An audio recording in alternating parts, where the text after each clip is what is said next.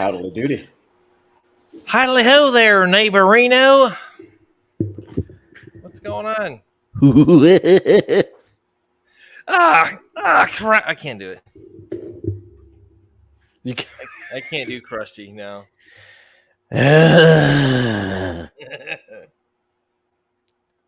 gotta get a new day job. Oh, well, you have to work with it. What's going on, everybody? Welcome back to a very special episode of the Battle Bros podcast. My name is Mac. This handsome gentleman over here to my side, this is Alamo. How the hell are you, my dude? Getting over a case of the Count Crudula. So Count Crudula. Yeah. Lots they got their own cereal, the Crudula Cheerios or some shit like that. Something like that. Well, I'm glad you're on the mend, dude. That's yeah, good. buddy. So as I mentioned, I only sound like a smoker, but you know. Which ones? That's important. You sound like a smoker, but if you're smoking Marlboros, it's a lot different than smoking Cools or Menthols or fucking what are those? Really shitty ones. So I'm definitely not oh my god, what are you doing over there status, but you know, it's still pretty bad. What the hell was I gonna say? Not is it Newports or 405s, 305s? New Pope Menthols. Cools. So they're pretty bad. But welcome, everybody. If you haven't been here with us before, we want to say hello and greetings and salutations and welcome to our show. And how the hell are you? How the hell are you? Absolutely there, pals and palettes. If you haven't had the opportunity to do so, go on there and click that notification button, like, share, subscribe, and tell all your friends about us, because word of mouth still seems to be pretty popular advertisement there, don't you know? All that jazz. All that jazz. We're talking like Duke Ellington kind of jazz, like awesome. We also got some, what the hell's the guy's name? Les Brown and his band of renown. We got all these other kind of guys that do the jazz and stuff. We got the Louis Armstrong. We got the great jazzercise. That's what the great Satchmo. That guy is impressive. Creepers. Oh wait, sorry.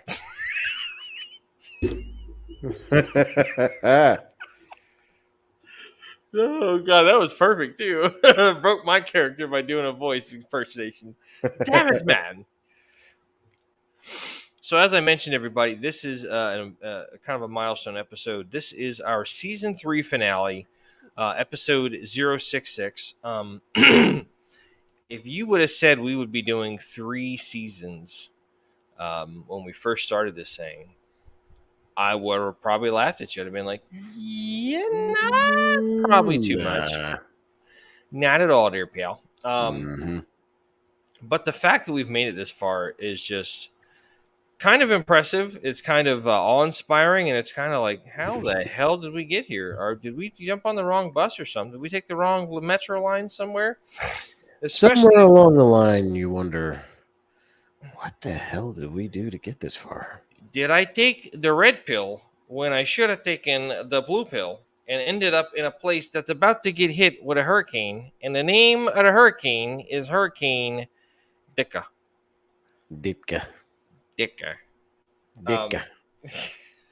I'm sorry, but that's funny. If you don't catch the reference, you poor deprived soul, you. That's good stuff. But yeah, I mean, for us to say that we've made it 3 full 22 episode seasons into this kind of pet project of ours, which is turning into a passion project, it's like, okay.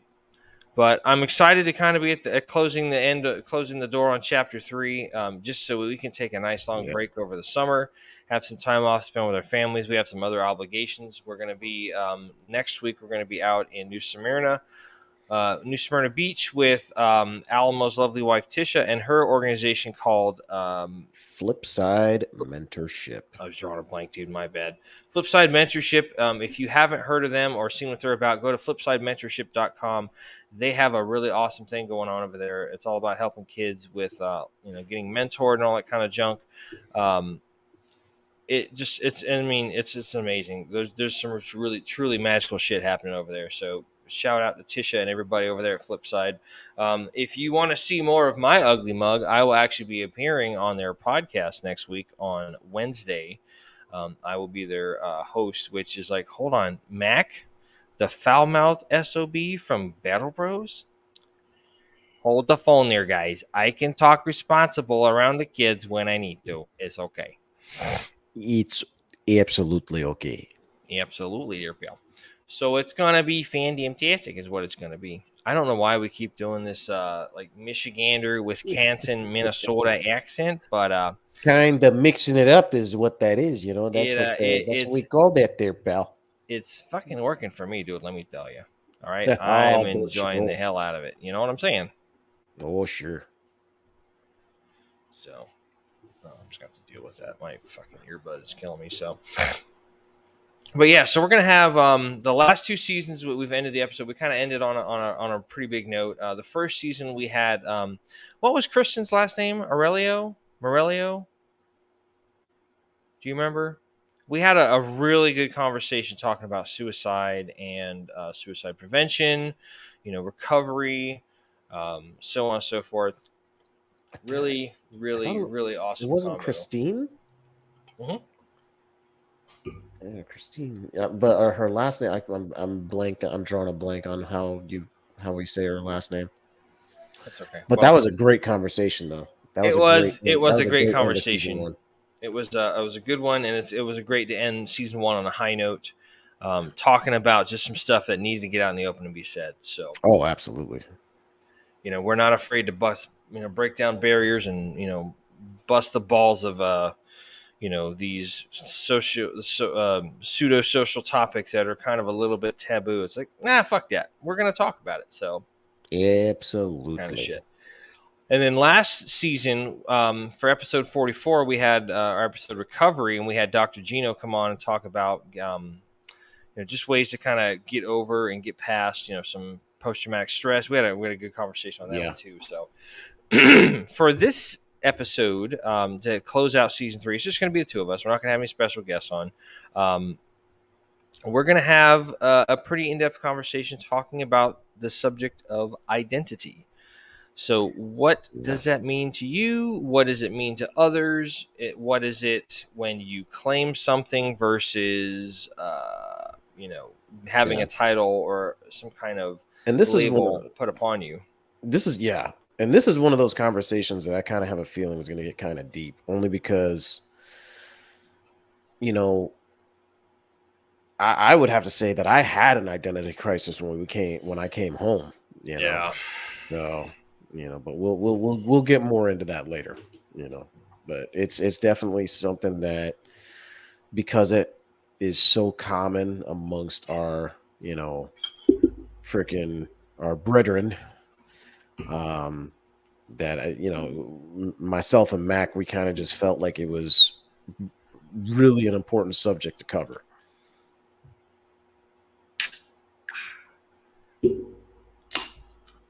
Dude, it's amazing. Like when you open up an energy drink of your choosing, whatever your preference is. I don't want to get into personalities here, because I like what I like, you like what you like, and if it doesn't match, well, hey, if you don't chew Big Red, well then fuck you. But like the aroma, the bouquet hits the nostrils and just kind of invites you in. It's like, yeah, buddy, dive into the pool.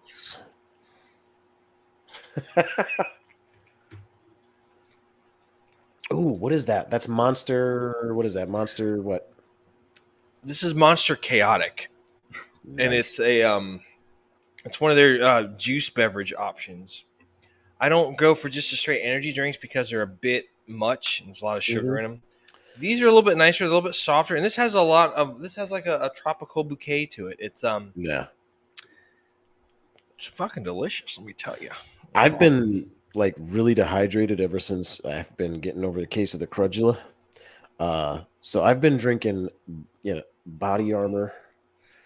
This is the cherry lime Body Armor. Really good stuff. So funny enough, I actually know somebody that drinks those. What's good about those? There's caffeine in them, obviously. No, there's No, no caffeine at all. Natural sweeteners. It's all made with coconut water. Really, really good stuff.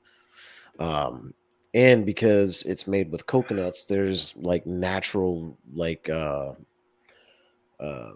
what the hell's the stuff that helps rehydrate you? I'm drawing a blank. So full disclosure, I might draw a blank a couple times throughout the episode, only because again I'm still trying to get over a case of the crudula. When I say the crudula, electrolytes. electrolytes, Wait. Hey, idiocracy. It's got electrolytes. Um, I had to throw that out there. Sadly, we live in an idiocracy right now. can I It's say very something that's going to strange and make me sad lose cool how points? quickly that predicted something. That what? Can I say something that's going to make me lose a lot of maybe a couple of listeners, like half of one of the two that follow us? What's that? I still have not seen Idiocracy. You're getting booted. You're getting booted. I know. I feel like a total butts. Tool. I'm kidding. I added Wow. him back. You really kicked? I was like, did this? That's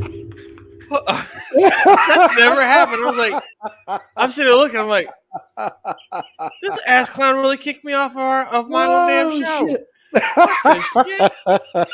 shit. Props to you, bro. Oh man. Props to you. I was just like, I'm sitting there like, no, something's wrong with my computer. What the? Oh, Oh, man. this bastard. No, but oh yeah, man. I Everybody has told me, dude, just watch the movie. It's hilarious.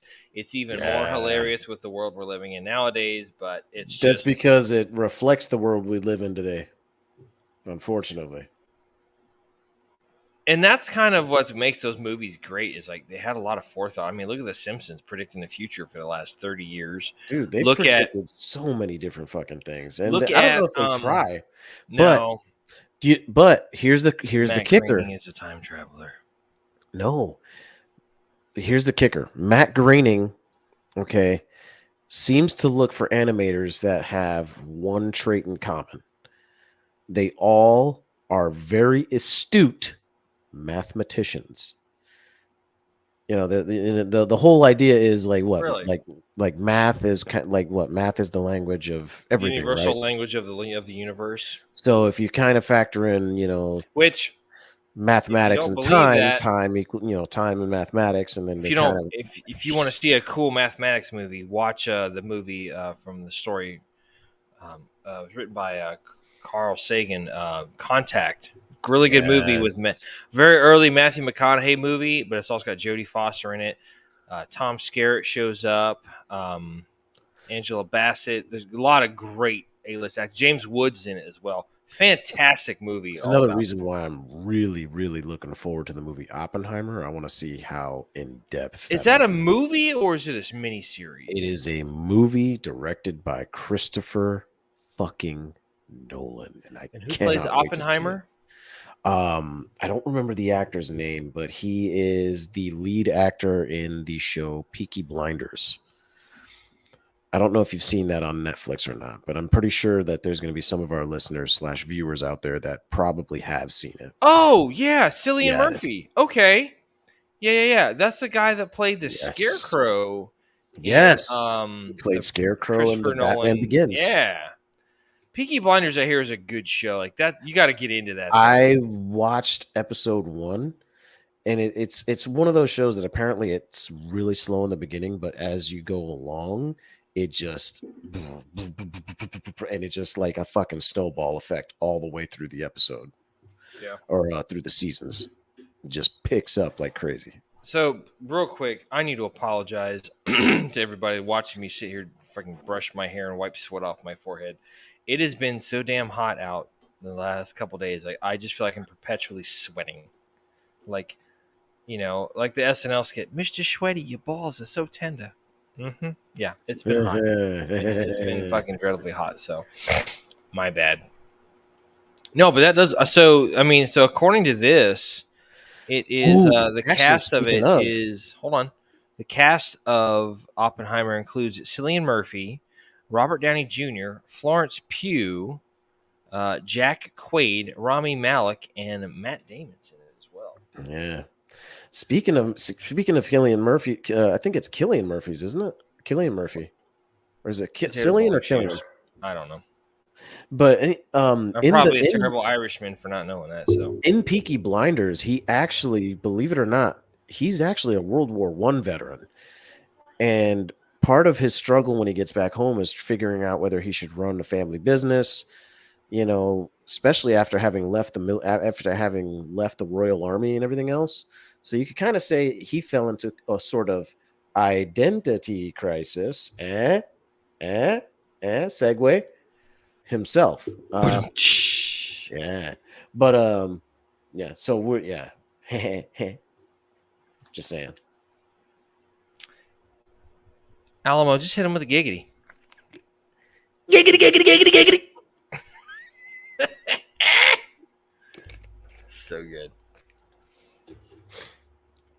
So yeah, so we're gonna talk about identity. So Absolutely. kind of give a little bit of a shout out to our buddy Kyle, who appeared on the 6th installment of our veteran interview panel. He kind of gave us a little bit of inspiration to talk about this. Yeah. You didn't happen to He pull was up any clip. our no, I didn't, but I can actually I can pull it up right now if you want. Nah, don't worry about it. It's fine. Don't worry about it. Aight. So when he was talking on, I forget what episode it was, but it was during this season. He was the only VIP segment that we did this season. He talked about and another great, fantastic episode that we've done.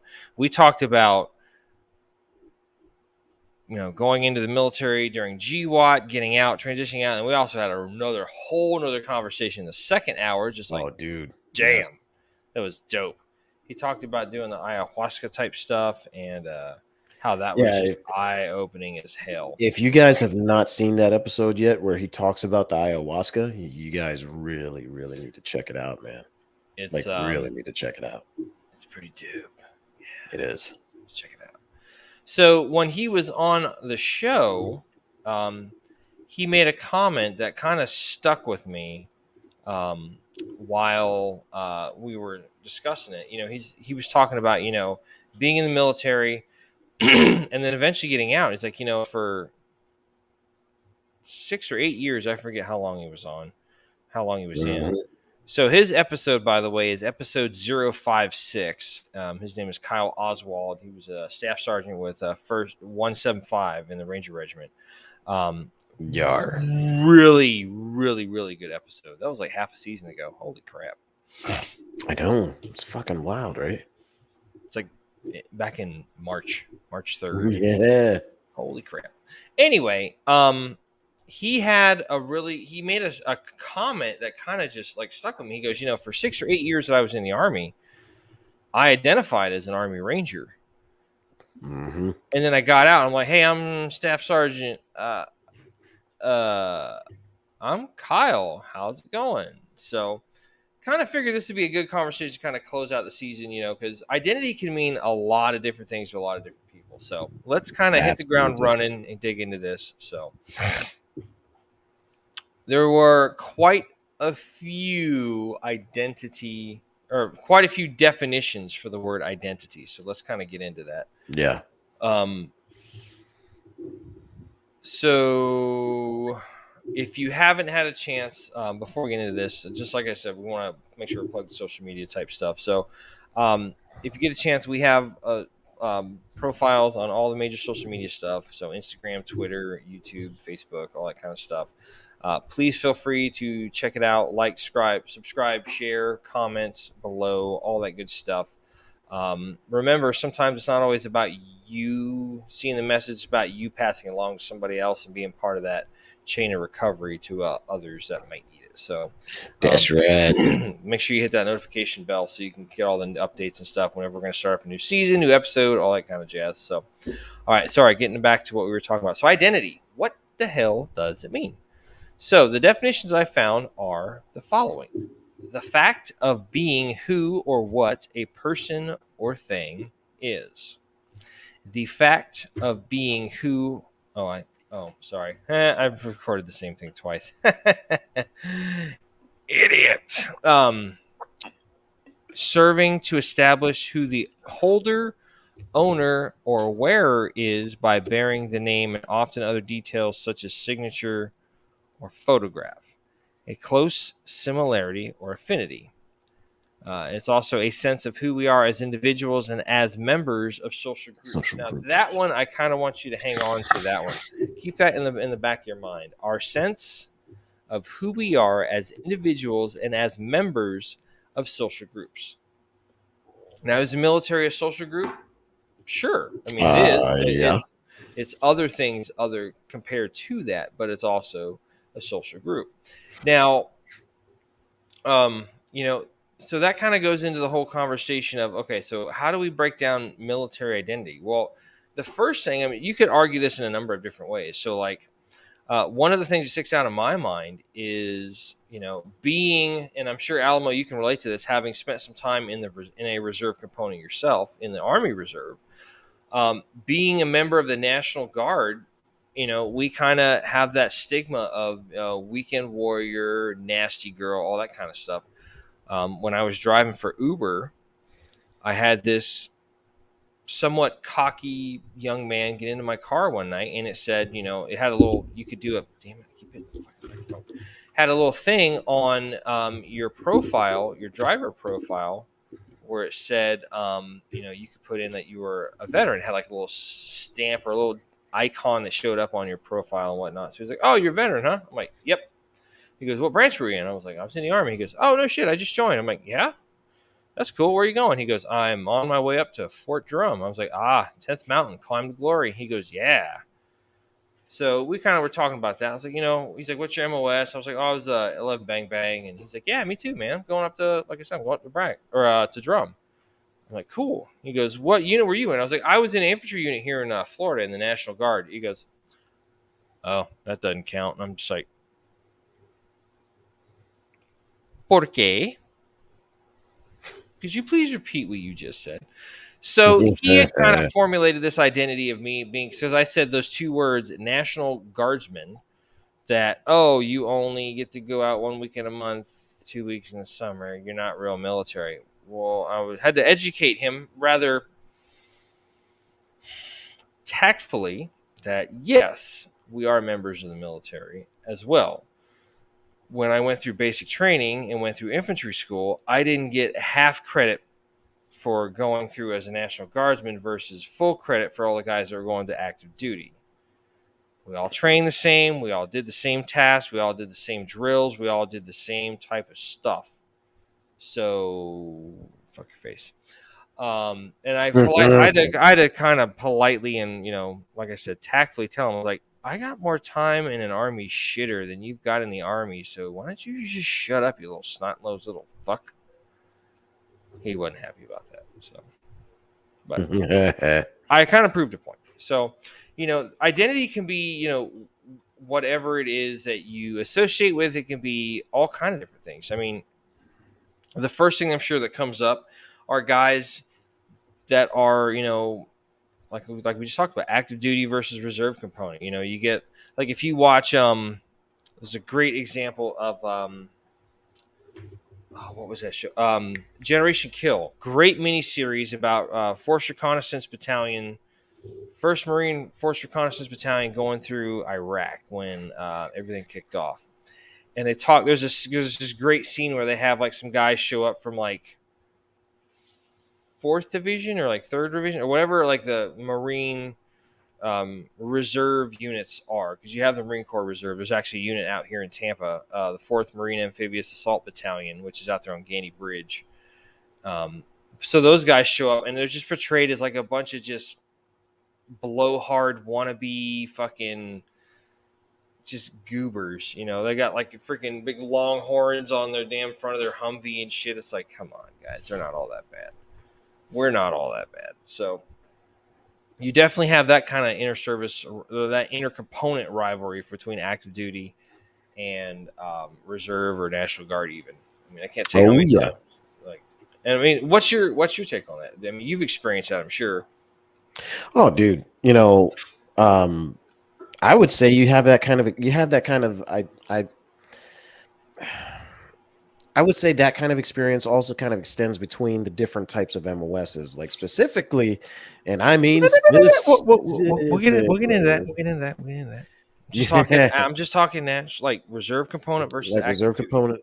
Yeah, I mean honestly, like I'm gonna tell you, dude, like I went from active duty to the reserves, and again, completely different world. I had to get used to essentially how the reserve component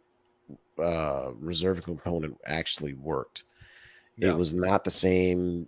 It was not the same as way as active duty work. Like in active duty, you're under constant. You're constantly being Active duty, I'm monitored. sure things would just worked a lot faster too. Oh, absolutely. Um,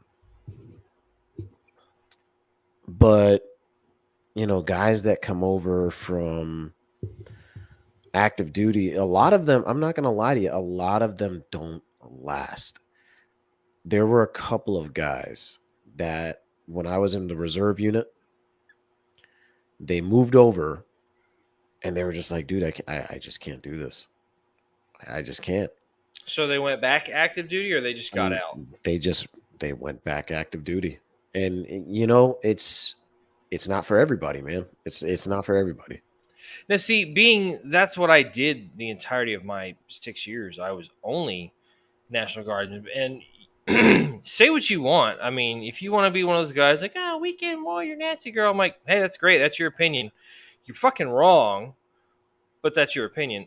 I enjoyed the hell out of it. It was great. I mean, and then having that experience, being on active duty for pre-deployment training, pre-mobilization workup, going over and doing all that stuff. I mean, it wasn't that bad. No. It was enlightening. It was just different. It was nice to see how the active duty side did things, and you kind of see that no matter what side of things you're working on, some people are still going to be fucking stupid and petty and asinine. It's like, Oh, of course. You're your gonna get that identity is that everywhere. you're an asshole. Anyway,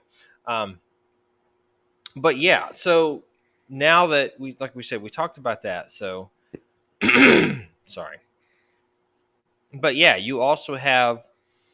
um, you also have the big one nowadays. You have the one of like the military veteran versus somebody that's currently in. They kind of look at you like, your has been, your time is come and gone. It's my time Hmm. now. I'm like, dude, seriously? Like, Yeah. do you even do half the hard shit that we used to do? And it's funny too because like I can identify it more often than not now. When you go and you watch his movies, like a great example, um, Gran Torino with Clint Eastwood. He just plays that Get grizzly. off my lawn. You're just like sitting there going, God, that guy's a bit harsh. But now you're looking at it like, yeah, you should get the fuck off my lawn. You ain't got the guts to stand on my lawn, you bastards. And like you come to agree. You just look at like I've told this story numerous times, but I had a couple of guys that I know that were with the 82nd up at Fort Bragg. If it's still Fort Bragg, it might be Fort Liberty now. I was gonna say I don't think it's Bragg anymore. I think they changed Fort Benning. It's now Fort Moore, which I I mean it's think you're cool. right. It's cool because like it honors a great family, but at the same time, it's like, dude, it was Fort Benning for years. Like, let's not get into that. That's a conversation for another time. Yeah. We're just gonna get back on the dirt road that we were on originally to continue our conversation. Get back on track. Yeah, I can't do a better NPR voice than that, damn it. So, but what are we talking about? Stuff. Yeah, yeah. So like I know a bunch of guys that were up up with 82nd, and they have All American Week, and you go there and you go and kind of cater to all the old timers that come after you and stuff. And Yeah. this one guy was like talking to this guy. He talks like he's still in the 1950s. He's like, "How many jumps you got there, paratrooper?" Like it just sounds like he's out of some kind of movie. And he's like, 62, sir. He goes, I've only got 5, but mine all meant something. So he's got all 5 of the combat jumps and stuff.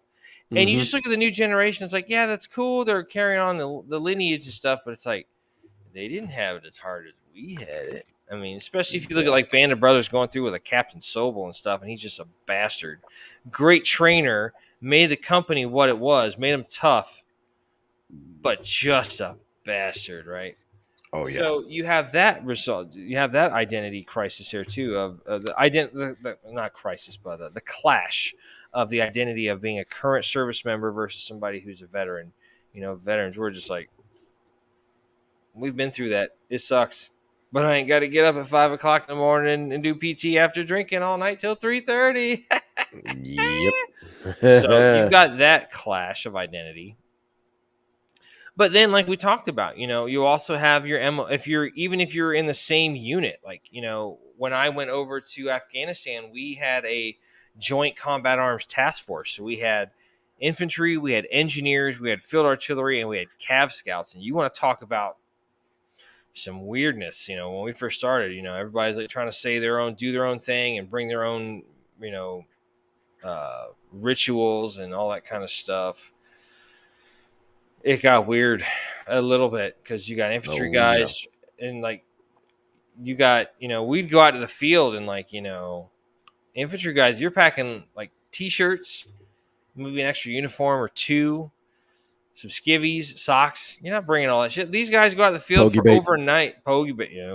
Pogey bait. Pogey bait. These guys were going out for like 1 or 2 nights and they were bringing their goddamn whole hooch worth of shit and the kitchen sink. It's like, You don't need all that shit. What are you doing? what are you doing?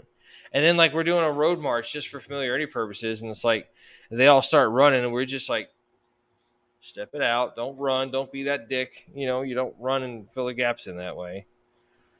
So yeah, you have and then just the other MOSs. You have combat arms versus combat support versus combat service support and all that other kind of stuff. So it's like there's going to be some animosity there amongst identities and stuff. Oh yeah. But then also, what else did we talk about? Current member, veteran, component, branch. I mean, and you always got those great freaking, like, there's a great cartoon I remember way back of Private Murphy.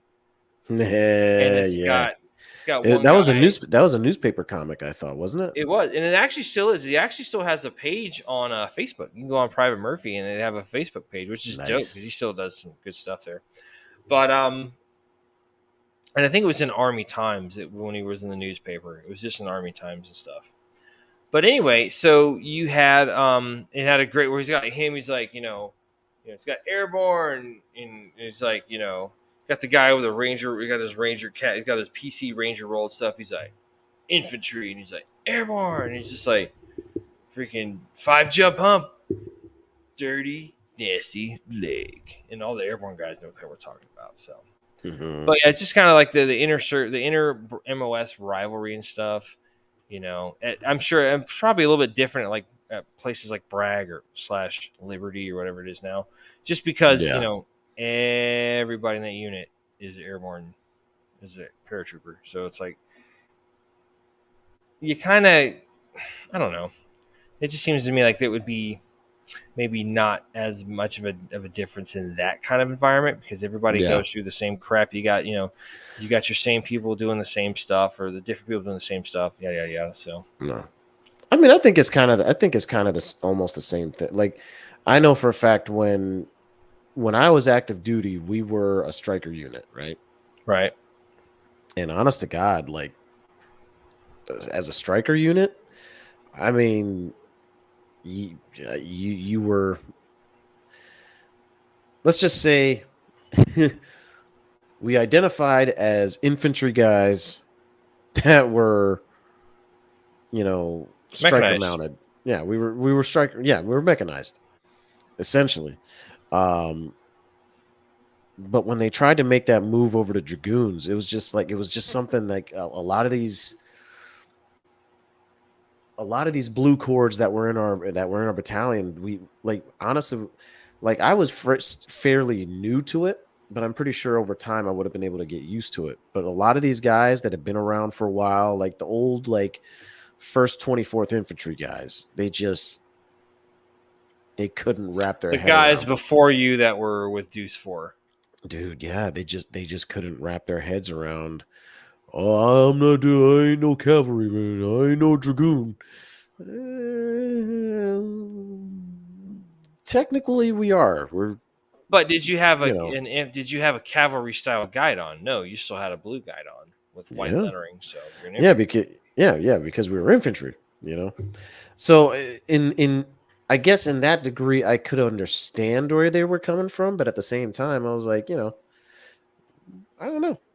Wearing a Stetson is kind of cool in my personal opinion. You get this, instead of the gold, you have the blue cord around it with the thing. It's Were actually you kind of guys dope. authorize that? Yeah, depending on, I believe it was like mainly NCOs and commissioned Officers. officers. Yeah, were allowed to wear them. Everybody else, if you wanted to get spurs, you could have gotten spurs. A lot of guys kind of Unlike went with the where, like, combo. if you're with First Cavalry Division, like everybody wears. There's a division. Um, it's not a -10, but there's like a division um, regulation about how to wear a Stetson for First Cav. It's Yes, like sir. that thing is like it's like got some stuff in it. Yes, sir. So one of the big things that we want to discuss is like your identity as you go from being a service member to somebody Civilian. who might be leaving the service for civilian life, or you're retired or whatnot. And it's like you kind of, a lot of the guys and gals that we've talked to when we've done our VIP segments is they're just like, I miss the guys. I miss being one Hmm. of the guys. That identity of, being there with your fellow service members, your fellow troopers, your soldiers, your sailors or whatnot, just sitting around the shop, kind of shooting the breeze, shooting the shit, and just kind of like telling, inappropriate jokes and pranking other people and just doing dumb shit to the new guys. And like, yeah, like, I was super proud to be a part of the Seminole Battalion for the Guard because we had their permission. We had the permission from the Seminole tribe of Florida to use their colors, their motto, "We will never surrender," all that kind of stuff. And it was a cool unit to be a part of. Like the brigade, not so much. It is what it is. And, people that have served in 53rd, if you know, you know. But Yeah. the battalion itself wasn't bad. The battalion was good. The infantry battalion was pretty dope. We had a lot of good leaders come through there.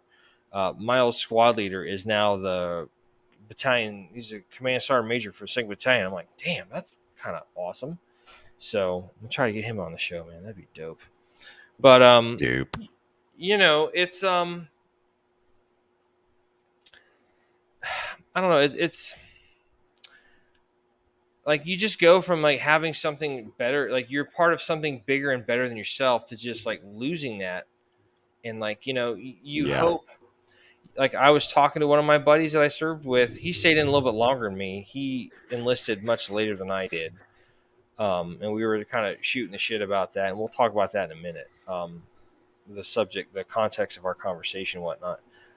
But we were sitting there talking about him coming in afterwards, and it's just like I miss hanging out with those guys, and you hope that you do and I didn't. So in my case, I didn't have Facebook until like 5 or 6 years ago. I think 6 years ago, probably now, close to it. But yeah, so Yeah, like it's been a little bit of a hot minute. Yeah. I think I joined in 2017 before I started working a new job. No. But yeah, like I just missed hanging out with those guys. We get on drill weekends, you see how everybody's doing, just kind of like hanging out and shit. And on the rare lucky occasions we had a home station drill, we get to go out and like go have fun and stuff. It's like hell yeah, dude. It was dope. So but like it's one of those things, like you go and you hang around with and these people become extended members of your family, and then all of a sudden it's just like not only are you not a soldier or service member anymore, you lose these people unless you do a better job than I did of staying in touch. So What do you got to say on that, dude? How was Um, that for you when you left active duty? When you left the military altogether? oh, active duty. Like leaving active duty. uh, I can't lie, man. After leaving active duty, it was like absolute fucking chaos to my mind.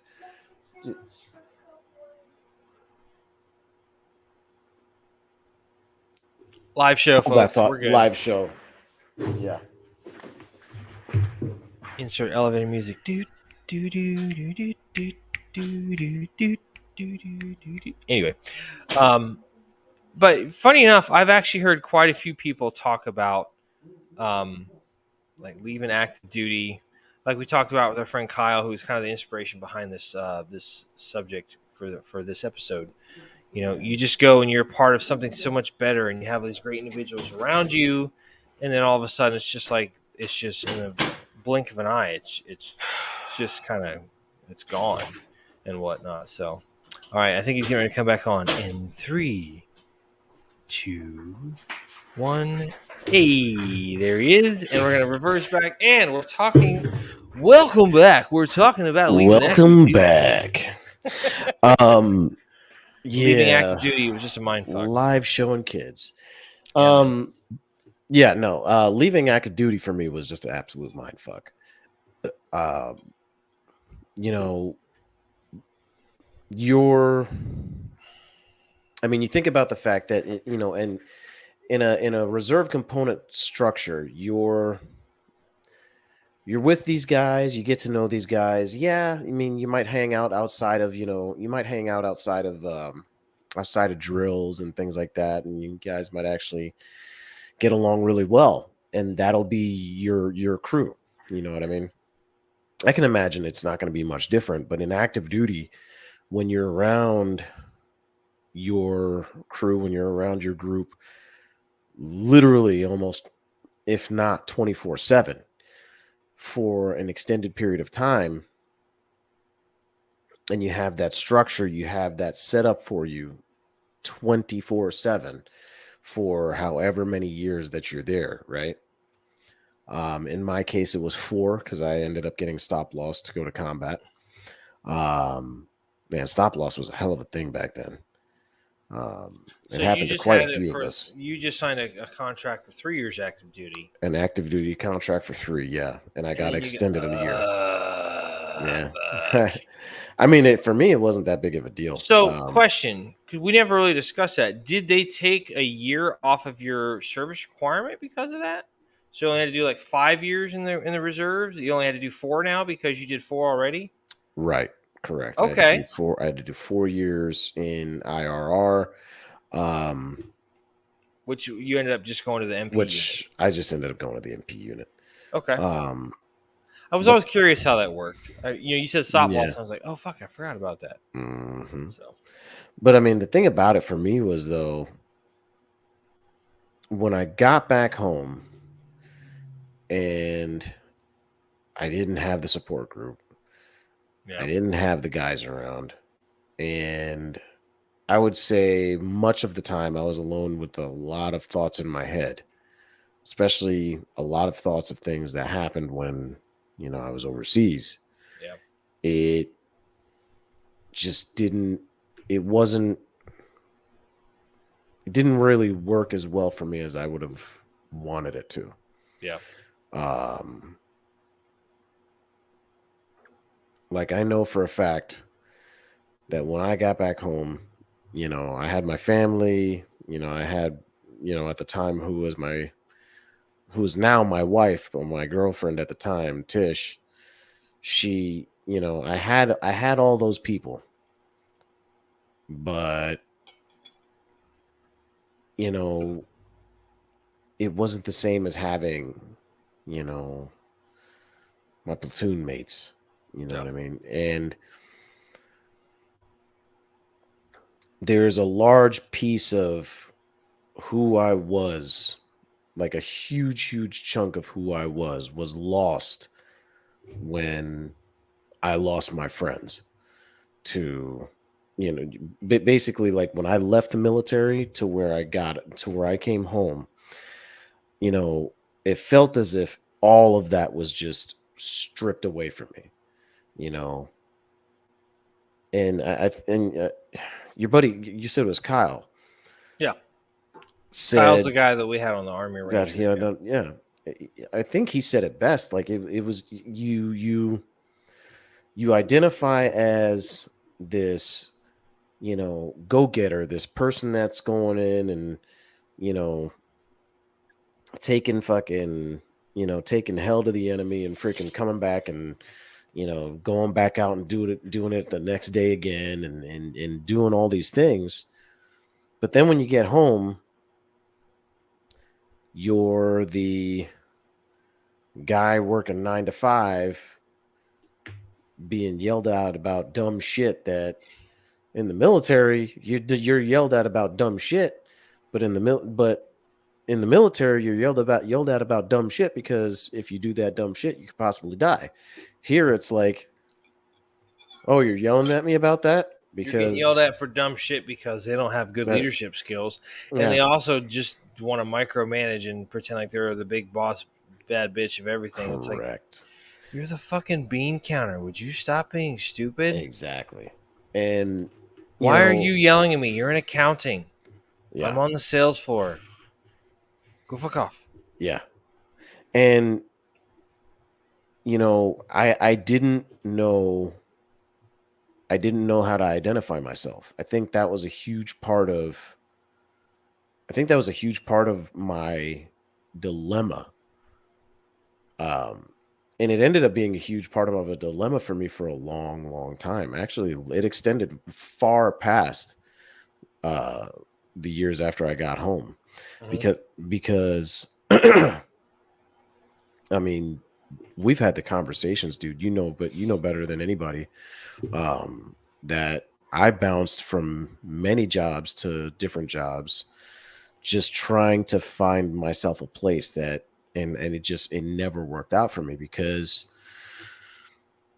I couldn't I couldn't identify with anything that these places where I worked, that like everybody had their reasons, but none of them made sense to me. You Yeah, know what I mean? I get that. You know what I mean? And I go into these places, I'm like, I have a specific goal. I'm going in here to do this specific thing. I want to get promoted. I want to get this, A, B, C, D, E, F. And then along the way, you know, all the hard work I put in, all the experience I put in, everything that I thought like, which obviously meant a shit ton in the military, which typically would get you promoted in the military, didn't mean jack shit out in the civilian world. Right. You know what I mean? And that was a huge knock in the face for me. Um, because I realized that in the civilian world, none of that fucking mattered. Didn't matter how hard you worked. Matter how well you knew your job. Didn't matter any of that shit. It to excuse me, to the people that you were working under. What mattered to them was do your job and then go home, and then How well do you maybe we'll kiss get some. ass? Exactly. And it just, Well, that was a big one. honestly, that fucking wrecked me, dude. I just, and to this day, Yeah. it, I still can't wrap my head around it. You know, Yeah. that's not to say that that's the norm, but at least for me, after I got home, that was the norm. Yeah. And what struck me even worse was the fact that a lot of employers look at you having been a military veteran, having been to combat, and all these other things. You identify as someone who served your country, and you served your country in a time of crisis because you felt it was the right you felt it was the right thing to do. You okay over there? Yeah, it's the crudula. Crudula. Count Crudula. The One ah ah Fleming oyster. ah. Sorry. But the way your employers looked at you Oh, was, oh well, this guy's a veteran. This guy might have some issues. He looks like he might be volatile.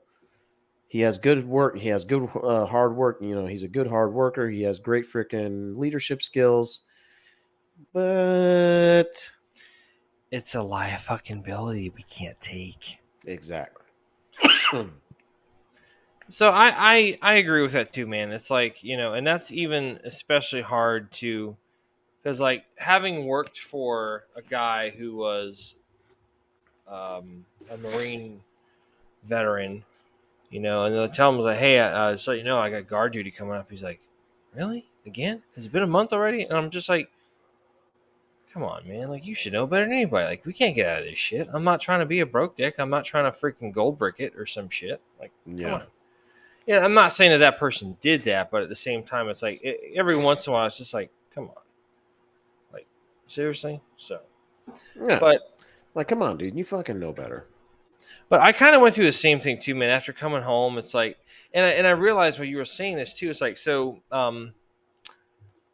someone kind of was giving me a little, kind of like a little blast of shit one time, not in a bad way, but just like they were like, "Why do you always hire military guys to work in your department?" I'm like, "Because I know that there's some like commonality of life experience there."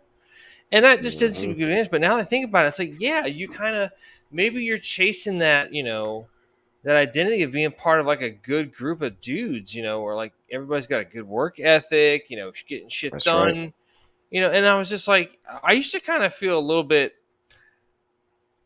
I don't want to say ashamed, but it just kind of was like, I do hire a lot of military guys, but at the same time, it's like they're good dudes. Like a lot of the folks that worked up, and I'm not saying all of them. There were some military vets up there too, but like a lot of these folks that worked up in the retail side of things, I'm just like,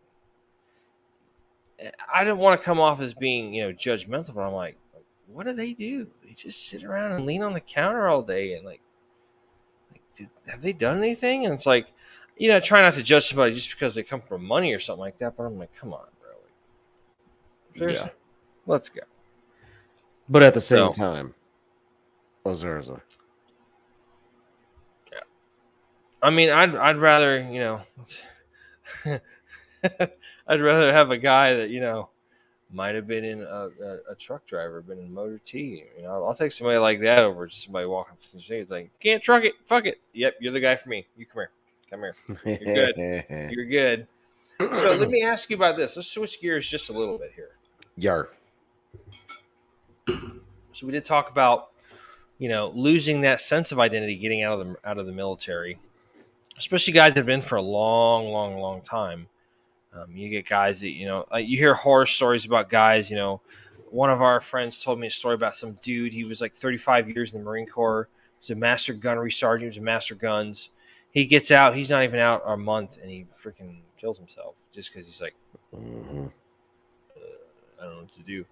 So it's rough. I like it took me some readjustment. Like the two hardest readjustment periods I had, military related, were coming home from Afghanistan and then coming home for the last time and not having, when I had the military in the rear view. It's like you still keep those hard earned lessons. So, good Oh example. yeah. I was talking to a great friend of mine last night, my buddy Nunez. Shout out to Nunez. What's up in Ohio? Um,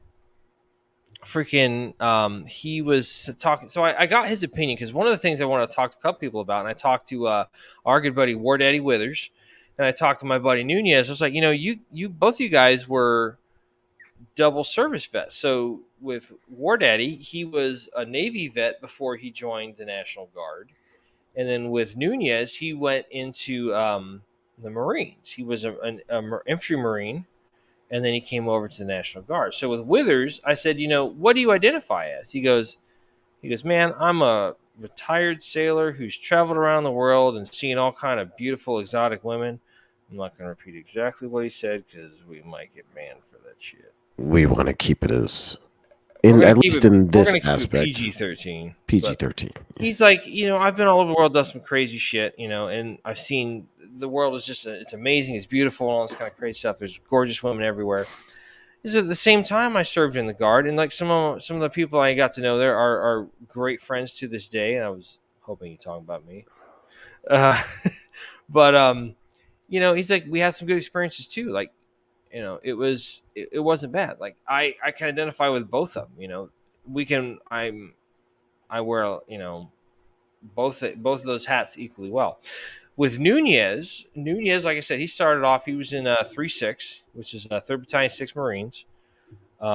They're one of the more storied regiments in the Marine Corps because they were in Bella Wood and all that kind of stuff. They were like 5th and 6th regiments are the ones that wear the Fourragere on their A's and then on their blues and stuff. So he's like, I went in to the Marines and I went to 3-6, and he's like, you got to understand when I was Marines and Army got different ways of doing things. We're both infantry. We have infantry brethren on both sides of the line there, but we just do things a little bit differently. Marines are more seek and destroy. It's like, you're in our way, we're going to fuck you up. Army, they don't do it the exact same way. It's like show of force first, and if they have to, they'll fucking drop some shit on you and fucking eliminate a grid square. Mortar. He says, what was great though, he's like, now that I've been out, I identify primarily with being a Marine because he's like, that's the day when I joined the Marine Corps, that's the day I was born again. And they just teach you, and something I've always noticed about most Marines, the professionalism, the sense of duty, just the esprit de corps is just so fucking far and above. And like, not saying there aren't guys in the Army that aren't the same way, or the Air Force or the Navy or Space Force or whatever the fuck. I mean, you can have a lot of prideful, but just consistently, Marines are just kind of another level. Just sure the hell are professional and all that stuff, and that's a great compliment to those guys. So and I asked him too because the interesting thing was when Nunez came to my unit, like a third of the people in our Army National Guard unit were prior service Marines. So shit. it was kind of weird like that. So our company commander at the time was Captain Delaporte. He was a prior service Marine. I believe he was a Mustang. He was enlisted in the Marine Corps. My platoon leader, Lieutenant Turpin, was a corporal in the Marines. We had a platoon sergeant at one point who was also in a state platoon, surveillance and target acquisition. So I was like, did that make it easier to come over? He goes, it did and it didn't. You just find out like you got your, Marines and Army infantry have the same job. They just go about it two different ways. I'm like, all right, fair enough. And also the fact he goes, with you and one of our other buddies, Fontanez, he's like, you guys made it great. He's like, it was cool to have that sense of. He's like, at that particular time in my life, I don't want to air his business out, but he's like, at that particular time in my life, I was kind of going through a rough patch, emotionally. Like my first drill, I just remember I was focused on fucking somebody's day up. I was not happy and all that kind of shit. He's like, I was a man on a mission to go wreak some havoc on some motherfuckers. I'm like, okay. I'm glad I wasn't one of those. He goes, no, you're good, man. You're good. But, and then he also, his best friend he met there too, one of the guys, Cover. He's like, they were talking about sports and shit. He's like, you're from New York. Like, what? So Nunez is from New York and stuff. He's like, so you're a Yankees fan? He goes, no, I'm a Rays fan. He's like, seriously? He goes, yeah. He goes, I'm a Rays fan. He goes, what about football? He goes, Bucks all the way. He goes, all right. Now, important question. College. Who you got? He's like, Ohio State. And he goes, all right, we're friends. We're going to be best friends. Did we just become best friends? Yeah, I think we did. Do you want to build a trap set? You want to build freaking bunk beds? Yeah. Got more room for activities, that kind of stuff. Yeah. So, it's kind of interesting to see, like, so like you said, he nowadays, he still kind of goes and identifies more with the Marine Corps side. Not to say that he wasn't proud of his service in the Guard, because he deployed over there with them, but just the identity of being a service member. Because now he's like, I was talking to him, and he's like, I was going to try to find something I could get into after the military. He goes, a lot of guys, they want to take what they've learned and they try to turn it into some kind of job or career or something like that. He goes, for most of the guys that we know, they all turn into cops. Like, I don't know that I could do that just because of like that might bring up some bad memories of shit like from when I was a younger man, this, that, and the other. I was like, fair enough. He Hmm. goes, so one of the things I got into was, using that adapt and overcome. It's like I got into hospitality, and now he works, I believe, for Delta, Yeah. doing hospitality, like customer service type stuff. So like, here's a guy who's like has turned it around, and he identifies with that kind of lifestyle and that kind of mode of doing stuff, and he's kicking ass in the world. So Nunez, I just want to say, man, I'm fucking proud of you, dude. You're kicking ass, dude. I love it. Let's get together, have a few laughs. You know what I'm saying? We'll get on the show, we'll Have talk. a couple of beers. Have a couple of beers. You guys have hit it off. I mean, both you guys being from New York, I can't wait to be a fly in the room of that conversation. You guys get to talking in your New York accents and shit. It's like, here we go. Gonna be good. So the other thing I wanted to ask, so what about identity? So let me explain this first. So identity that is naturally achieved versus um, self-assigned. Okay, so hear me out on Mm. this. So, like Alamo, you being a video game enthusiast, you probably identify a little bit as a gamer, right? I would say that's a very it's a very big yeah. Okay, so that's something that you assign with. Whereas with me, I don't want to nerd. I don't want to air out all my nerdy stuff out on the air. So I don't know. Got to find something interesting that I can go alone. Um, but like we have both naturally achieved the title and identity of being parents. So Yes. we both have children. We're both veterans of the service. We're both GWAT veterans as well. So what? Let's talk about those. Like what makes you pick an identity versus something that actually happens? Like with veteran, I mean that's kind of something that just happened in our lives. We signed up, we took the oath, we raised our right hand, signed our name on the dotted line, all that kind of junk. Um, and we went and did that and moved on, and then we both had kids and stuff. And so, what are your thoughts on the differences between those? Well, you know, when you say like the like basically is like the circumstantial stuff, like you know, That's probably the word I was looking for, circumstantial. yeah, like the stuff that happens, circumstantial, like like as in terms of a circumstantial identity, you know, kind of just falling into place with like all this other stuff that I've done, from being a soldier to warehouse guy to a, you know, fucking safe installer, all these things, right? I'd like to say I'm kind of a jack of all trades in that area. Like I kind of my identity is Hey, the every guy. keep talking. I got to cut off for just a second. I'll be right back. Okay. Understand? Piddle time. No, that's not it at all. Shut up, dude. You think people think I got a walnut-sized bladder? You asshole. I'll be right back. You said it, Shithead. not me. I didn't say I anything didn't about the say walnut anything. bladder. You're the one making assumptions here, dick. Be right back. um, and also, folks, for the other thing that Mac was talking about, when I became a husband, I became a father. That would be more along the lines of the natural stuff. You know what I mean? Um,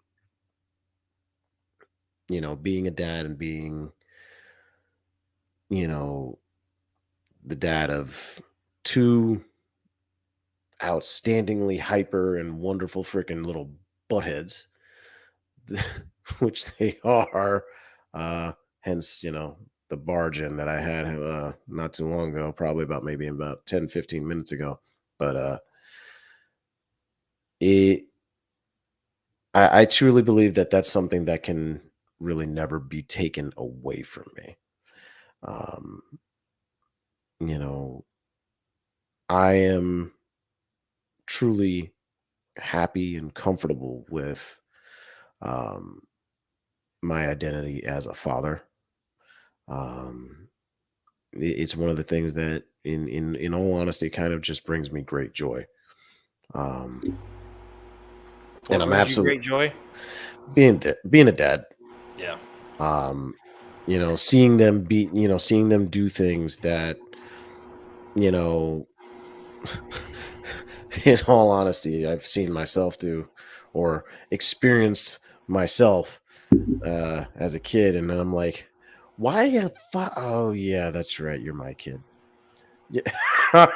Let me ask you this question, just from your perspective.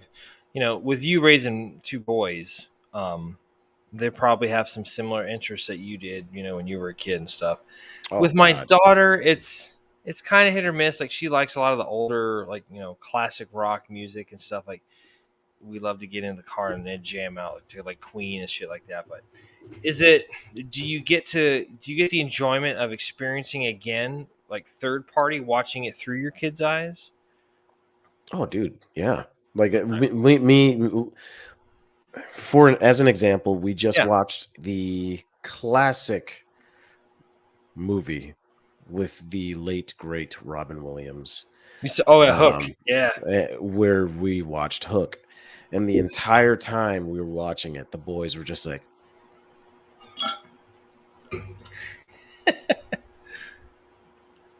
and witnessing that from the both of them was just it brought me and in a sense it kind of brought me back to my childhood, just like, Yeah. you know what, there you go, because that's how I felt when I watched that movie the first time. Nice. So yeah, it was something else, man. It was awesome. It was wonderful. That's cool. Yeah. That's probably the biggest thing I identify with to this day. I mean, like, I'm a therapist by trade. I'm a Second Amendment enthusiast. I mean, having worked in the firearms business for 10 years, um, I am a proud American. Murica. Um, I'm a military veteran. There's a lot of different feathers to my identity hat that Yeah. I can wear. I, But I I think, would say that's a pretty spot on for myself as well. yeah, I think being a parent is the biggest thing I identify with now. Just it's such a big responsibility, you Yeah. know, not just to rear a human, but to pass on your beliefs and trying to do it in a way where they're not biased one way or another. They're kind of Right. open minded stuff. Like, I try to always go for the natural teaching moments. I'm like, okay, so Yeah. this is what just happened. How could we maybe do that a little bit different next time? And that's just You something that I've picked up, doing my job for the last I 6 7 years. totally understand that, because you want to do it like, essentially you want to wire your kid's brain to think independently rather than think with the crowd. Yes. um and it's hard, because being that age ourselves at one point, you realize that peer pressure is a bitch. Well, not just that, but um just societal norms are way different nowadays for our kids and stuff. Like, way what were you like as a kid, Alamo? Like, I was just a shy little fucking turd. I would say probably about the same. um I would also say that I was definitely much much more shy around women, um which is funny Dude, because I that grew happened all the way up into my high school. I which I would have um, to say, Hi, aren't you a senior? Yeah, yeah, so so so will which you go is to prom with me? What? what, Would no. you go to prom with me? Oh God. And it's funny too, though, because like you think You about think it, about you think about so, like, I grew up episode. with women. when you go back to think about like our first episode, that being cringe. Oh, me in high school. Oh, so fucking. I'm waiting for everybody to pop in. Like, yep, he's a nerd, nerd, and all that kind of shit. So, hey, hey, hey, hey, hey, hey. Something else identified. That was. So that's the interesting thing too that we didn't like. Kind of like the same thing with like the military. How you talk about like group identity. You know, when I was a musician, I was a brass player. We were low brass, so it was like baritones, trombones, tubas, and like you kind of have your own kind of a little bit of like swagger with a group. You know, like the drumline guys were all, and I'm talking marching band, obviously. Like the drumline guys had like their own thing going on, low brass and the woodwind section, everything else. Like everybody kind of had like their own group identity. Like tubas, man, those guys just were like, those guys were fucking cool. Like, there's no sex in the tuba room. It's like what? And I didn't know they were referencing Dave Chappelle. There's no sex in the champagne In the room. I'm like, champagne room. oh, Good old Chris Rock. ow. No, is it Chris Rock or is it Chappelle? Chris Rock was the one that kept repeating that throughout the Oh, entire skit. okay. See, I didn't know. There's no sex in the champagne room. Oh, you have to watch that skit. But yeah, I mean, think about like too. I mean, there's also, like think about the identity of like the other groups, like we talked about with previously on oh, what the hell was the name of that show? Like when we talked about like the environment, the identity of the people in the environment with you, like when you were in drama versus ROTC kids who were like not they weren't weird, but they were just different in their own way and in a good way. Most of them were pretty cool. You had some of them that were just like, please don't join the military. You're fucking strange. So sadly, a lot of them still did join the military. They're not all bad. Just a handful of them. No, of you course. fucking weirdos. No, I'm just kidding. But yeah, I mean, identity is just there's so many things. Whether it's something you claim or something you inherit. Just like I said, being a parent. The identity that I have with my dad. I mean, we were so he was the third of four children. But he was the second of the three boys. He was a middle son. I was too. We were the only two that had kids. I was the only one that had kids out of my brothers as of right now. So I could, that's something else I could identify with him at. This year he's going to be gone for 5 years, and it's like I just think back to like some of the times I've had with him, working with him, just spending it like laughing, just like. The older I get, the wiser I get. I'm just like, okay, I see what you did there. Yeah, wise old bastard. Okay, yeah, I got you. So, God, it's hard to believe it's been 5 years already, man. Fucking sucks. Anyway, sorry, he got a little lost in the sauce there. No, but like identity, I mean, it's good, bro. So, there was an article. Oh, we need to read the articles. Yeah. So there was two articles that we found. One of them was from USA Jobs, talking about military to civilian life. I'm going to read that one real quick, and then we'll read the other one. So, leaving the military behind is one of the most challenging life changes anyone can experience. There are the practical considerations, such as where to live and what sort of education or work to pursue. There are also emotional challenges for service members and their families, says Ingrid Bruns, Director of Personal Finance and Military Life Advice at USAA. Whether it's a short stint in the military or a career, it can be a tough transition in those first weeks and months and even years after finishing your service, she says. Here are some of the main challenges faced by service members, their spouses, and kids when they separate or retire from the military. Leaving your military family behind. Parting ways with your friends you've served with might be the toughest part of leaving the military, she says. Service members enjoy camaraderie revolving around things like family days and just day-to-day life on the installation. Spouses often have their own tribe of supportive spouses that they have to leave behind as well, she says. Supporting service members choose to live near their former installation, but that's not always practical. Keeping up with friends via telephone, emails, listservs, I don't even know what the hell that is. Social media and scheduled meetups can help. And maintaining a post military support group can be a great way to learn about education and job opportunities in the civilian world.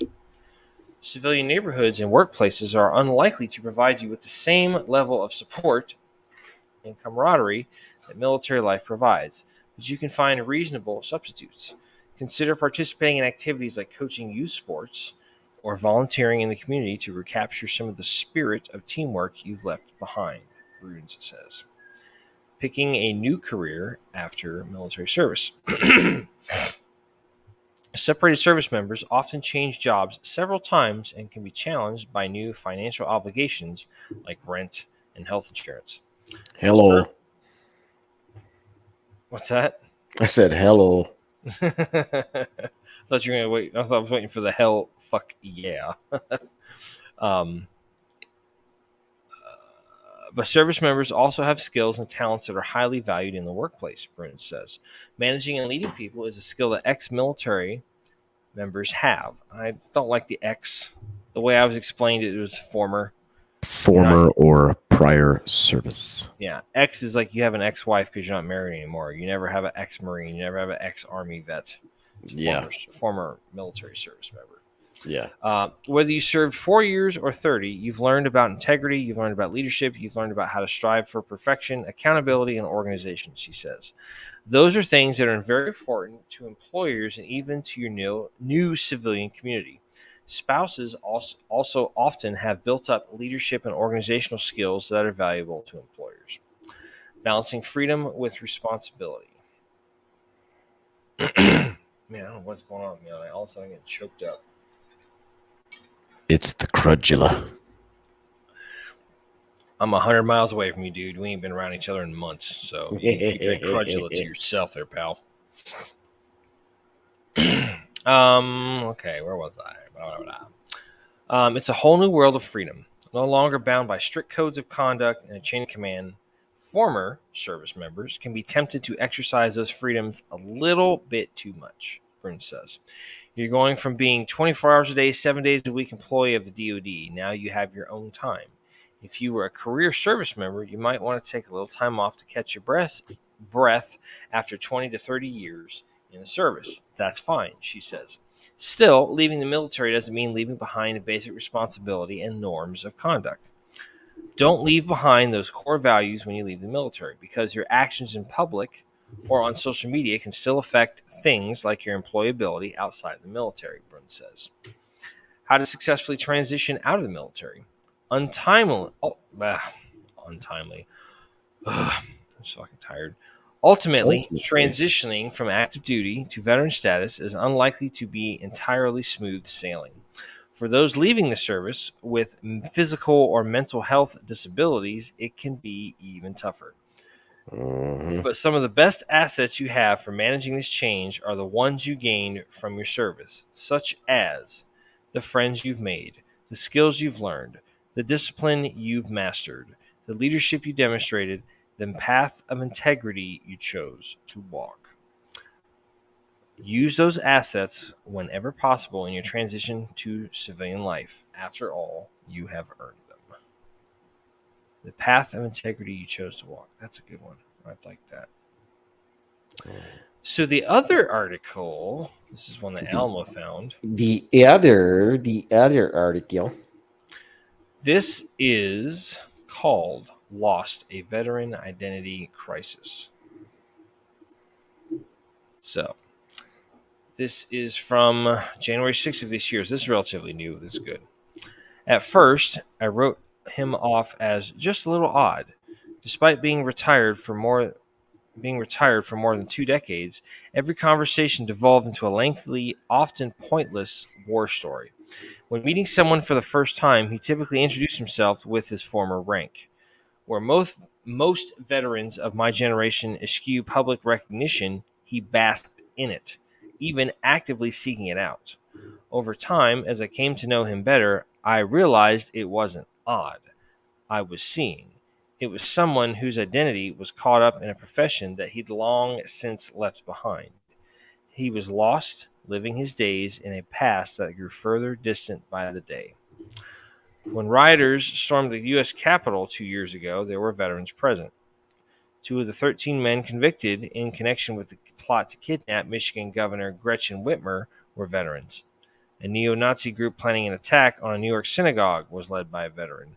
Another veteran was arrested after threatening to recreate the 2017 mass shooting in Las Vegas.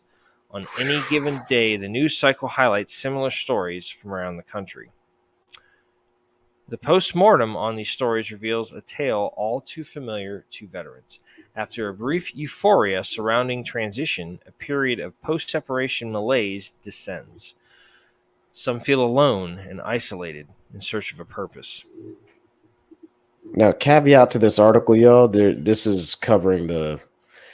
Well, unfortunately, we do have to cover every once in a while the more negative side effects of what happens when you know guys lose their identity and lose their lose their I guess their source or their heart. You know what I mean? If that makes sense.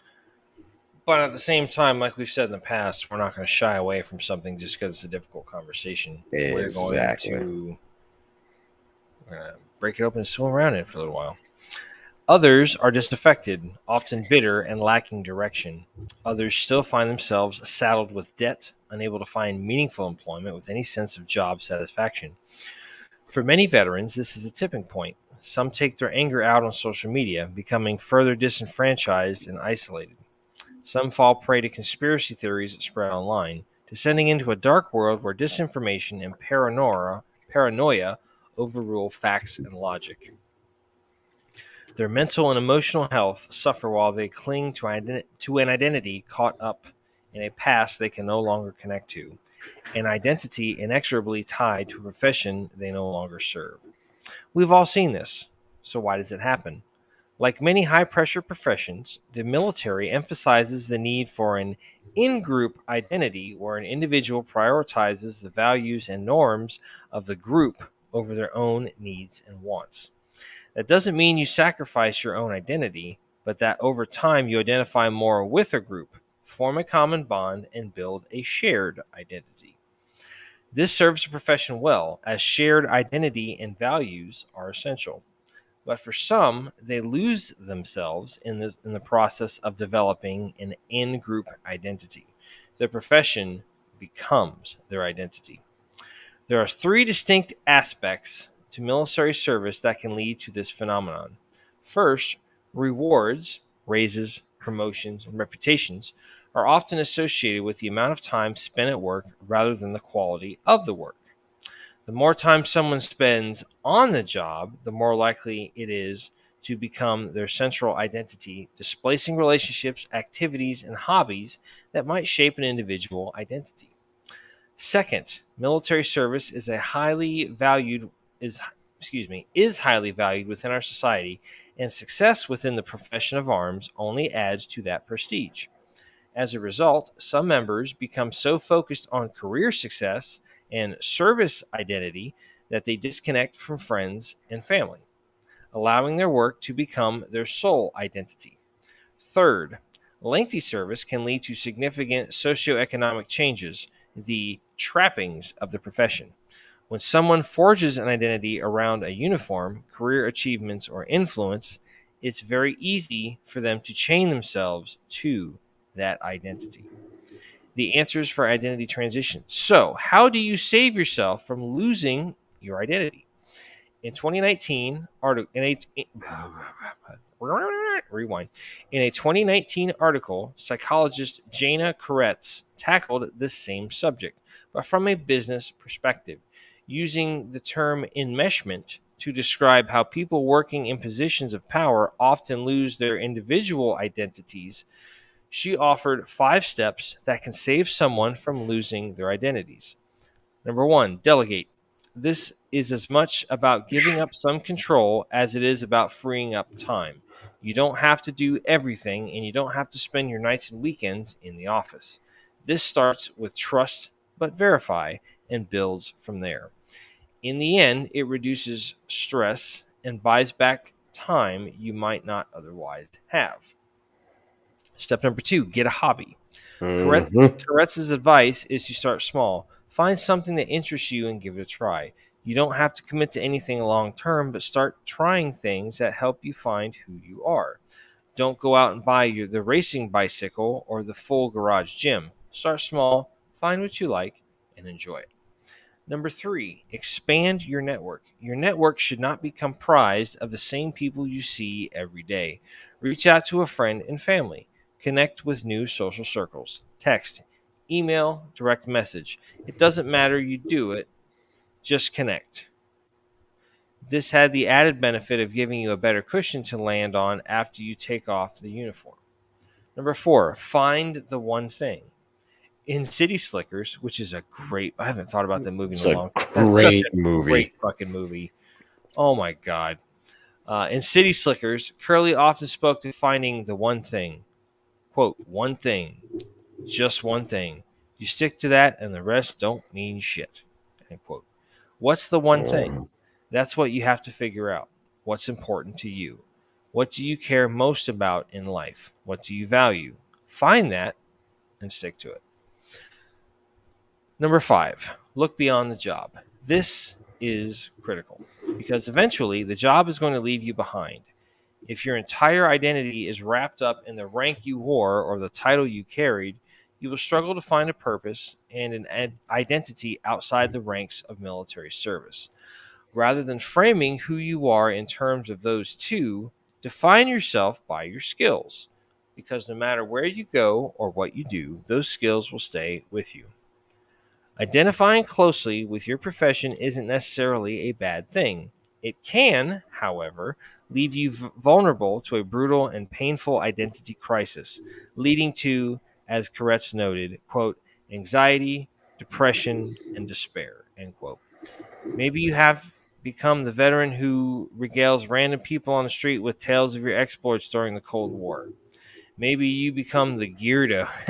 Geardo. I love that. Maybe you become the Geardo standing in the Senate chamber with a fistful of flex cuffs. Or maybe you become the well balanced veteran who builds a meaningful life apart from the profession you once served. The decision is yours. Yeah, those are both good articles. I mean, Yeah. and that's something we got to think about too. Like when I left working in the firearms business, I was a little bit lost. I'm like, what the hell am I gonna do? I don't like this. So, Mhm. and I had a couple of jobs, and I'm just like, Well, I had one job, I should say, and it just wasn't a good fit. And I got fired from it, and I'm like, good. I moved on, and it's all good to go from there. So, but yeah, I mean, it's so interesting. Like identity is such an easy thing to talk about, but in the way, it's like it's so much more complex than that. Like, what do you identify as with of? I mean, think about the people like your town identity. Like you have, people that are Floridians, native, and people that are transplants. I mean, all that stuff. Your Your political city identity. identity. You have your political identity. I mean, identity can go so far as being, physical, mental, social, spiritual, political. Like Yep. there's all kind of shit. There's an So, extension to all of that. You know what I mean? oh yeah, I mean, absolutely. you have a. I mean, we all have a. I mean, we all have a spiritual identity as well. I mean, I identify as well, Christian. And then there's others that identify as other things. You know what I mean? I think that's a whole other ball of wax to open up too. It's like, Hmm. religion, like, and don't get me wrong, religion is a good thing to have. I mean, I just, it's when I'm going to put a pin in that for right now, and I'll get back to it another time because I want to figure out what the fuck I'm trying to say. But yeah, I mean, your religious identity, like, I consider myself to be religious. I'm not as religious as like the Pope, obviously, but I have an identity where I I talk to God every day, every night before I go to bed. I'm like, thank you for another day, and thank you for keeping my family safe, and for all the goodness and all the things you're trying to show me. You know, I don't necessarily follow an organized religion, but I still have religion in my heart and in my brain, and I kind of go from there. So that's my identity with it. But Yar. well, dude, I think we've come to the end. I think we have, buddy. So if this was your first time joining us, thanks for stopping by. We want to tell you a little bit about, how we started and whatnot. We had a great friend of ours named John, who was one of the coolest guys. He was funny fucker to work with, just made life so much fun. An infectious laugh and even more infectious personality and just way of going about things. We kind of fell out of touch with John, and we found out that John had unfortunately solved the temporary problem with a permanent solution. And that's unfortunate because John was very much a dude worth knowing. He was just a wonderful person, just a great human being. Just made work so damn fun when we were there. Like just doing the dumb shit that we did. I'm surprised we didn't get more trouble with HR. Like straight up, not gonna lie. All the Yeah. dumb shit we did. It's like, yeah, we should be fired, but we didn't. So after working an event with Alamo's wife Tisha, we Alamo kind of put the bug in my ears, like, dude, we got to get the band back together. I'm like, what are we gonna do, man? I don't know shit about nothing. So he goes, we can do a podcast, man. I'm like, I don't know shit about a podcast, dude. They put a fucking monkey in space. How hard can it be? I'm like, those are some cold hard facts that I can get behind. Absolutely. So we started this podcast as a way to kind of remember our friend and kind of help others that are kind of in that same boat where they think there's no other way out than to make that ultimate choice of finality. So in the process of coming up with the show, we came up with the Battle Bros Code. And what the Battle Bros Code is 4 easy things to remember to keep yourself around, to keep yourself in the fight, to keep yourself trying to, to challenge another day. If you can remember these 4 easy things, we are going As to. we say here in Britain, keep calm and drive on.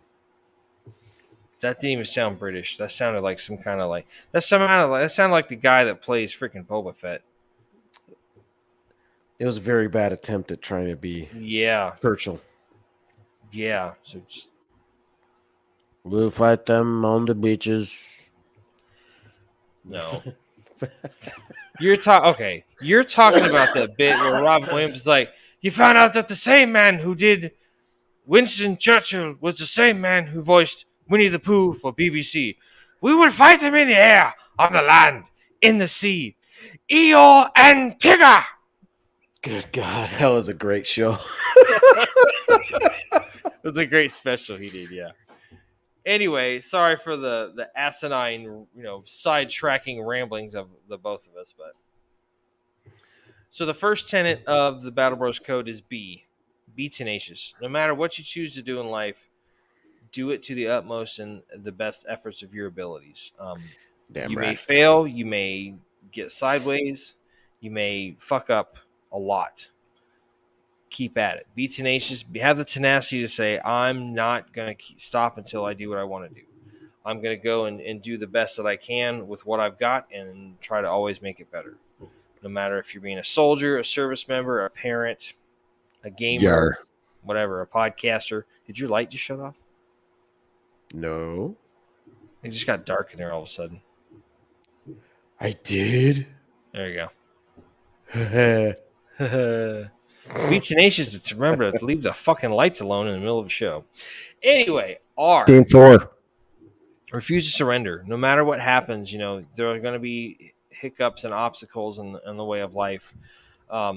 Things that kind of get you off path, twisted around. Get your face or your dick knocked in the dirt. It happens. That's okay. It's okay to fail as long as you don't let that fail become the defining moment. As long as you keep striving to achieve the goal you're striving for, the objective that you're trying to, surmass or The OBJ. the OBJ that you're trying to conquer, whatever that case may be. So no matter what happens, refuse to surrender. Obliterate your obstacles. Just like with the last one, like you said, things happen. You get off track, you get sideways, you get lost, you get turned around. Sometimes you have a wall in the way. Sometimes you have to scale the wall. You have to just walk around the wall. Sometimes you have to dig under it, whatever the case may be.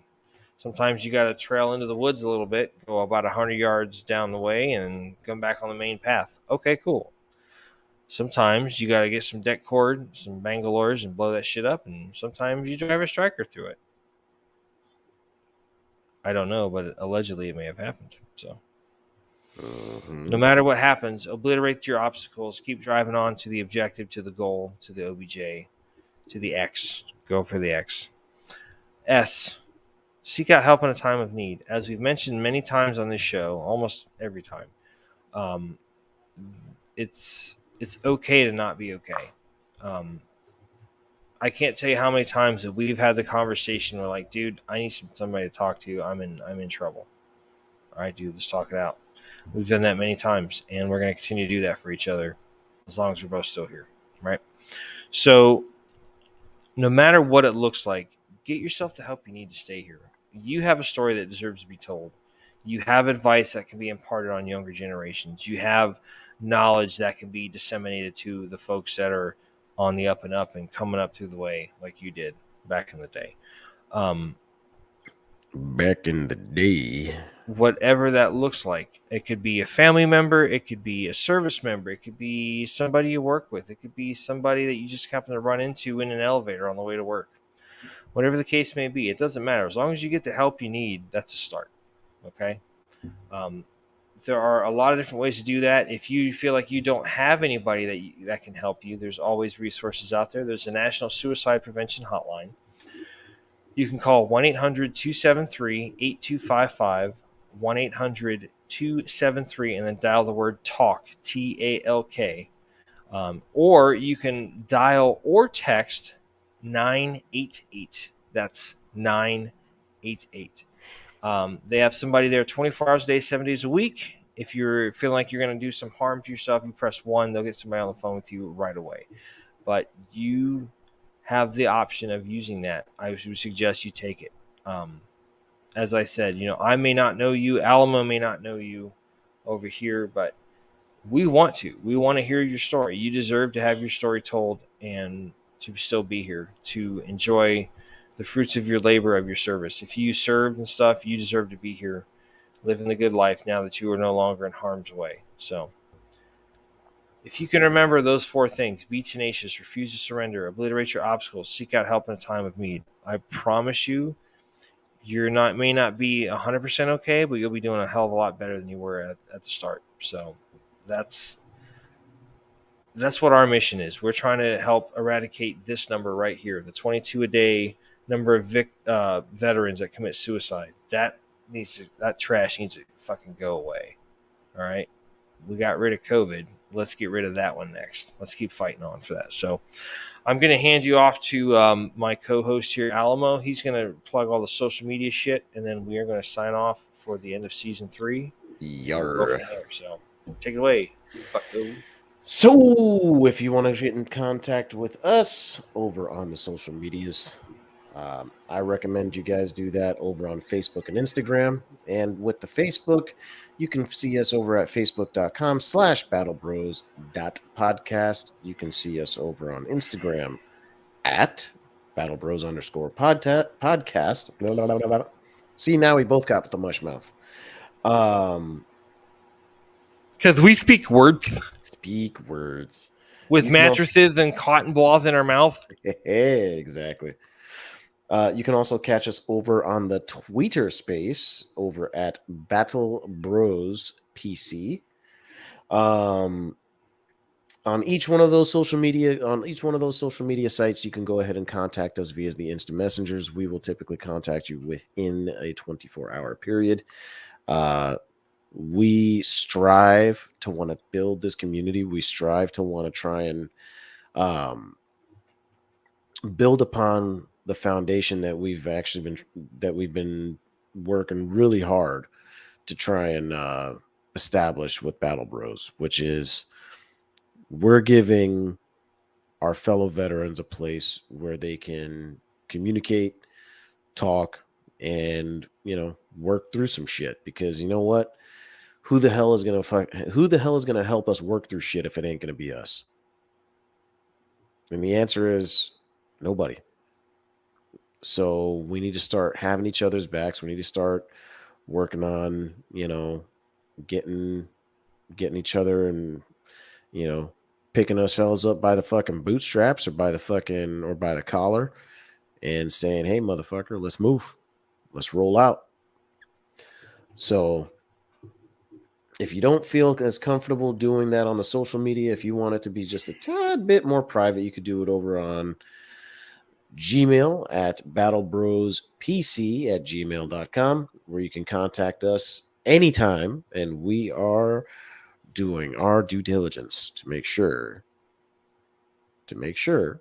that those messages are up on are checked every week. Um,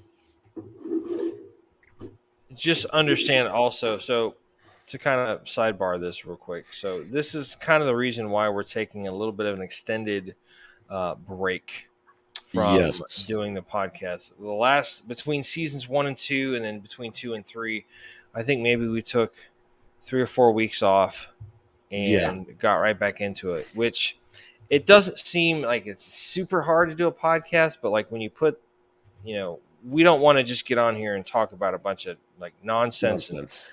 sound like we have like talking out of our asses and stuff. But like we want to do a good job and do a make a combined effort to get the information out there to the viewers, the listeners, the content consumers.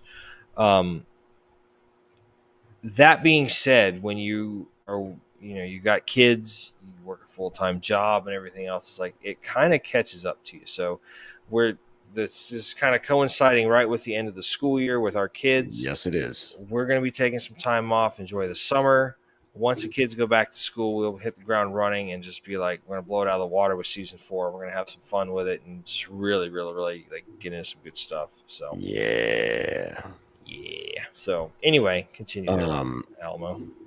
if you'd like to catch us on any other platform other than the YouTube, which we are on right now, which we do live every single Friday, you can catch us on or excuse me, you can catch us on any video. Blah, blah, blah, blah, blah, blah, blah.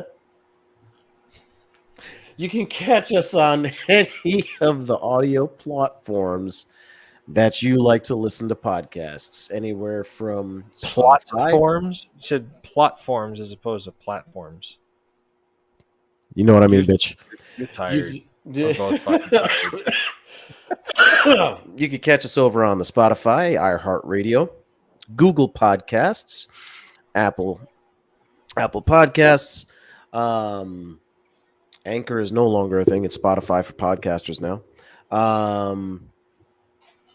Same thing, different name. What you gonna do? Correct.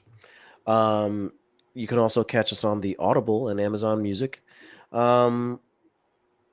which is actually pretty damn dope that we're on iHeartRadio and Audible, dude. I'm Yeah. not even gonna lie. But if you like to actually hear us in our unfiltered format, and you don't want to worry about the YouTube algorithm getting kind of funky one of these days, honestly, you could catch us over on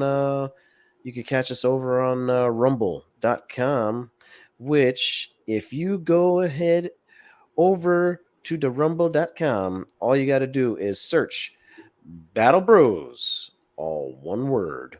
And we need to bring up that follower account over on Rumble, man. Come on now. But We also need to get some of the other episodes that we're behind on up on some of the streaming services. We're only up. on the audio platforms, yeah. Yeah, we're I'll only be up. I working think on to that. like 60. So I'll be that's working fine. on that. We just gotta get caught up before we start 4, man. That's all I'm worried about. Damn right. But you could catch us over there on Rumble as well. And if you like Rumble more than you like YouTube, which I mean a lot of people do nowadays, you could catch us there as well. Get the picture bigger. There you go. Listen here. I got this back up as like a backdrop, and like you're looking at all the shit besides. I'm like, stop, dude. I don't want to see that. Also, if you want to go ahead and visit our friend Amelia's website to Yes. get yourself some fantastic Some soaps and soapity soaps candles over there. and all that's good stuff. You do. Oh, That's not good. Hold on, let me that's not pull that up. that's no bueno. Let me see if I can pull it up. Yeah. Go ahead and see if you can. Um, you could go ahead and hit up her website and actually get yourself some good stuff. Also, um, shameless plug, because she's my wife and all, but if you have It's some not kids, shameless at all. Don't say if that. you, yeah, if you have if you have some little kiddies or whatnot that you want to get them some good leadership skills and things like that, and get them to learn how to get them to learn how to you know work through What? work through bullying and things like that, go ahead and visit um, flipsidementorship.com. You know, she runs, events Oh, and there's pictures of us. Hey. hey, as you see right here, they got a whole bunch of good little things that they do. We've even done events with the police. You know, it's a really really good organization, and she's busting her tail, folks, and it really helps to have really good word of mouth to kind of go out there and have Oh things yeah. going. Um, so go ahead and drop her a line. You could visit her on Facebook.com. You can also check her out on YouTube. She's got a great YouTube channel. She's doing a lot of good work over there too. So Don't uh, forget, yours truly is going to be the guest speaker on her channel next Wednesday on what's Wednesday's date? The 17th. I forget what I think it's like. What 8 o'clock, 7 o'clock, 8 o'clock? I believe so. Or Yeah, wait, something like 7, probably Sign, 7. sign, little sign, sign. I don't know. Anyway, I'm gonna be on there talking with her on her channel, talking about that specific topic that she asked me to speak on for the month of May. Yeah, We, you we talk about that also topic. we also have an event coming up with Tish's channel called Battle Buddies, where we go out Yeah. for the beach. We're going to go out to the beach at New Smyrna, and we're going to be going out there talking about military branches. We have Battle some buddy. different folks coming in to talk about their specific branch of service and whatnot. So yeah, it's gonna be a good time. So check it out. You can find all the information on her website, flipsidementorship.com. It's gonna be pretty dope. So Yes, indeed. yeah. Well, my dude, I think it's time to go. I think it is. So, as we said, folks, thank you so much for joining us. We really appreciate the continued viewership or your new viewership if you're checking out for the first time. I say viewer, I also mean listenership. Your consumer. I Both. can't. Thanks for watching or listening to the damn show. How about it? Uh, we can't do this if it wasn't for you guys. The fact that we've had people listening from around the world is just, it's still just like, it's like It's the still pretty most, damn it's dope. humbling. Yeah, it's humbling as hell. You're just like, Yeah. people in Ireland listen, like, my kinfolk are listening to me on the show. It's great. So, but all joking aside, this wouldn't happen if it wasn't for you all out there listening or watching at home or on your mobile device in your car, wherever the hell the case may be. Um, just remember, it's not always about you. It's about you getting the message to somebody down the road or down the line that needs to hear the message that's being distributed. So please don't be afraid to do that.